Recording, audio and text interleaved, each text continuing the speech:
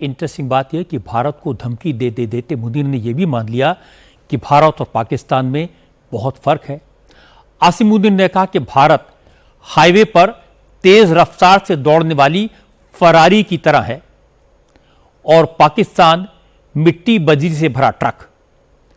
अब अगर truck Mercedes से टकराएगा, फरारी से टकराएगा तो क्या नुकसान होगा। आसिम मुनीर के इस बयान का पाकिस्तान में बड़ा मजाक उड़ाया जा रहा है। लोग कह रहे हैं कि मुनीर को फरारी और मर्सिडीज का फर्क ही नहीं मालूम।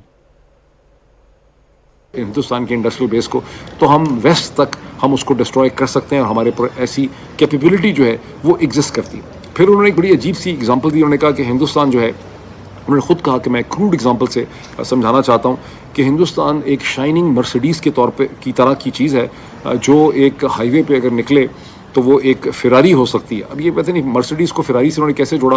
मर्सिडीज़ एक बहुत ही जो है डिफरेंट किस्म की गाड़ी है, ये डिफरेंट किस्म का ब्रांड है और फिरारी एक टोटली डिफरेंट स्पोर्ट्स व्हीकल है जो 1930-40 से मैन्युफैक्चर हो रही है इटली से, और दोनों के कंज्यूमर भी बड़े डिफरेंट हैं, यूज़ करने वाली बड़े डिफरेंट हैं। मर्सिडीज़ की और रेपुटेशन है, फिरारी की और रेपुटेशन है। बहरहाल जनरल आसिम मुनीर ने कहा कि हिंदुस्तान एक शाइनिंग मर्सिडीज़ है जो एक हाईवे पर निकलेगा तो फिरारी की तरह वो दौड़ सकता है, और Pakistan on the other hand एक ग्रेवल का जिसमें आपने बजरी भरी होती है उस किस्म का एक ट्रक है। तो आप अंदाज़ा लगा सकते हैं कि ग्रेवल के एक ट्रक के साथ एक फिरारी या शाइनिंग मर्सिडीज़ का जब टकराव होगा, ये टक्कर लगेगी तो किसका किस किस्म का नुकसान होगा। ये उन्होंने बड़ी क्रूड एग्जांपल उन्होंने वहाँ पे दी और ख़ुद उन्होंने दी।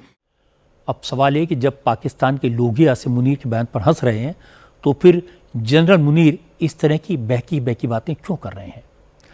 अमेरिका जाकर उन्हें यह सब कहने की क्या ज़रूरत पड़ी। इस सवाल का जवाब भी पाकिस्तान से ही मिल गया। पाकिस्तान के लोगों का कहना है कि आसिम मुनीर का टेन्योर इसी साल नवंबर में ख़त्म हो रहा है। वो 5 साल का एक्सटेंशन चाहते हैं, लेकिन पूर्व प्रधानमंत्री नवाज शरीफ ने इसमें अड़ंगा लगा रखा है। नवाज शरीफ फिर से वजीर आज़म बनना चाहते हैं।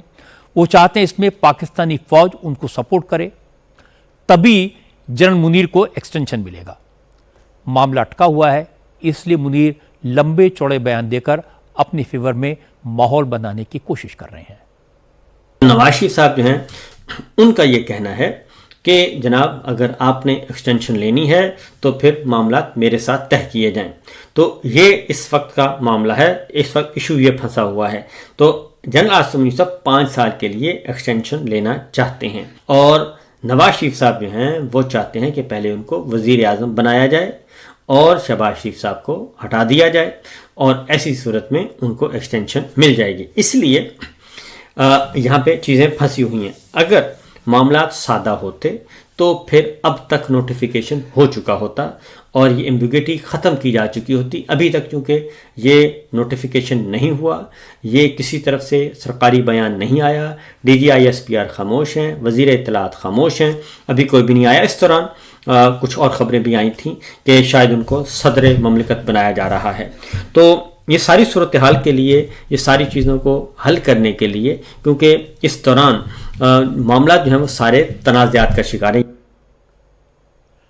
आसिम मुनीर जिस तरह की बहकी बातें कर रहे हैं वो उनका कसूर नहीं है।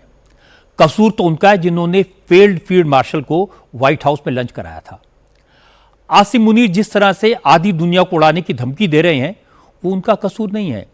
कसूर तो उनका है जिन्होंने दूसरी बार आतंकवाद के आका को अमेरिका बुलाया और अमेरिकी सेना के पूर्व अधिकारियों के साथ बिठाया। कसूर पिटे हुए मुनीर का नहीं है, कसूर तो पाकिस्तान की थकी हुई सरकार का है जिसने जंग हारने वाले जनरल को फील्ड मार्शल बनाया। अगर आसिम मुनीर का दिमाग खराब हुआ तो कसूर उसका नहीं है, कसूर उस सिस्टम का है जिसने उसे आतंकवाद की फैक्ट्री का मालिक बना दिया।